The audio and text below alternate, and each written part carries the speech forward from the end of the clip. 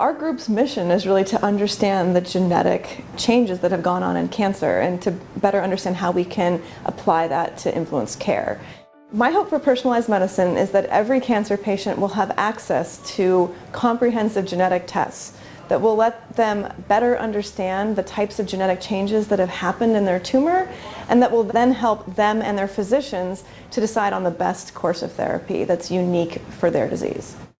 If we're thinking about personalized cancer medicine, what we first need to do is for each person to understand the unique genetic characteristics of their tumor. Because while we can look at it and say this is liver cancer or lung cancer, and under a microscope they all look the same for that disease, if you get into the DNA, every cancer patient has different genetic changes. And those genetic changes are going to mean they respond differently to different drugs. So next-generation sequencing is a technology that allows us to look at each individual DNA base and one at a time figure out what is the letter, almost like you're reading a book.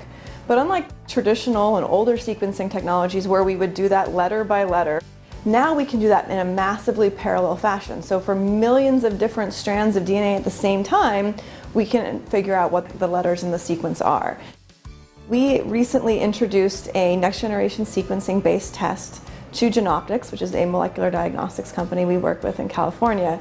And we help them to bring these same tools that we're building in the research space and to translate that into something that every lung cancer patient in the country might have access to through their physician.